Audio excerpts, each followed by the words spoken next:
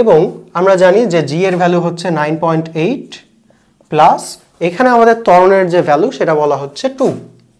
ওকে, তাহলে এখানে দেখো যে মাল্টিপ্লাই করলে আমাদের কত আসতেছে যে 5 মাল্টিপ্লাইড বাই এখানে আমাদের যে টোটাল ক্যালকুলেশনটা করলে সেটা আমাদের দেওয়া আসবে কত 59। অ্যাডমিশন টেস্ট প্রবলেম সলভিং এর আজকের ক্লাসে আমরা রাজশাহী বিশ্ববিদ্যালয় 2023-24 সেশনের বিজ্ঞান বিভাগের পদার্থ বিজ্ঞানের যে সকল প্রশ্ন আছে সেগুলো সলভ করার চেষ্টা করব। এখানে আমাদের প্রথমে একটি প্রশ্ন আছে যে কোনো গোলকের গোলীয় তলের বক্রতার ব্যাসার্ধ r = কত। এই প্রশ্নটি ভৌত জগৎ এবং পরিমাপের যে চ্যাপ্টারটি আছে সেখানে স্ফেরোমিটারের দ্বারা গোলীয় তলের ব্যাসার্ধ যে মাপার প্রক্রিয়াটি আছে সেটি এখানে উল্লেখ করেছে। সেখানে r = আমরা জানি যে d² divided by 6h plus হচ্ছে h/2।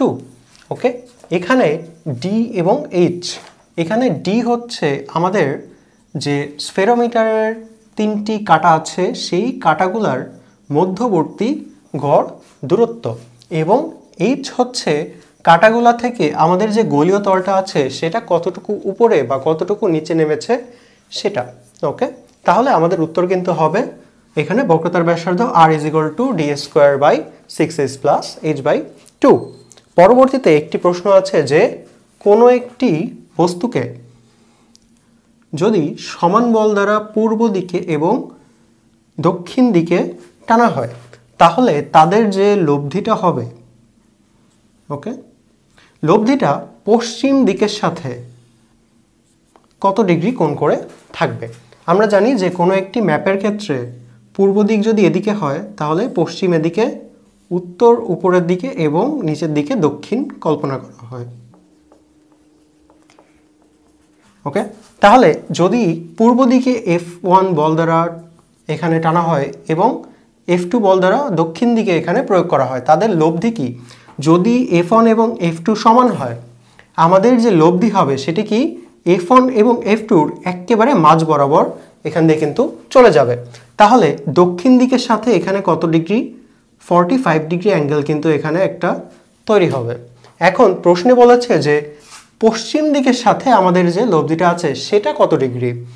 এখন দক্ষিণ দিকের সাথে এটা 45 এবং আমরা জানি কি যে পশ্চিম দিকের সাথে কিন্তু এই F2 অর্থাৎ দক্ষিণ দিকটা কত আবার 90 ডিগ্রি অ্যাঙ্গেলে থাকে। তাহলে পশ্চিম দিকের সাথে টোটাল এখানে ডিগ্রি কত হচ্ছে যে 90 প্লাস 45, তাহলে 135। অর্থাৎ যদি সমান পরিমাণ বল পূর্ব দিকে এবং দক্ষিণ দিকে প্রয়োগ করা হয় তাদের লব্ধি পশ্চিম দিকের সাথে 135 ডিগ্রিতে এখানে অবস্থান করবে। পরবর্তীতে আরেকটি প্রশ্ন আছে যে 5 কেজি ভরের একটি বস্তু লিফটের মেঝের উপর অবস্থায় থাকে। যদি লিফটটা 2 মিটার পার সেকেন্ড বেগে মেঝে উপর দিকে উঠতে থাকে তাহলে মেঝে কর্তৃক ওইখানে প্রযুক্ত যে বল আছে সেই বলের পরিমাণ কত। এখন একটি লিফট যদি উপরের দিকে উঠতে থাকে, ওকে, এবং যদি একটা বস্তু এখানে রাখা হয় তাহলে এখানে আমাদের যে W এর ভ্যালু সেটা কত m মাল্টিপ্লাইড বাই এখানে কত g প্লাস a। এখানে g হচ্ছে আমাদের যে অভিকর্ষ ত্বরণ সেই অভিকর্ষ ত্বরণ এবং a হচ্ছে লিফট কত বেগে এখানে উপরের দিকে উঠছে সেটা। আমাদের প্রশ্নে বলা হচ্ছে যে এখানে বস্তুর ভর হচ্ছে কত 5 কেজি এবং আমরা জানি যে g এর ভ্যালু হচ্ছে 9.8 প্লাস এখানে আমাদের ত্বরণের যে ভ্যালু সেটা বলা হচ্ছে 2। ওকে, তাহলে এখানে দেখো যে মাল্টিপ্লাই করলে আমাদের কত আসতেছে যে 5 মাল্টিপ্লাইড বাই এখানে আমাদের যে টোটাল ক্যালকুলেশনটা করলে সেটা আমাদের দেওয়া আসবে কত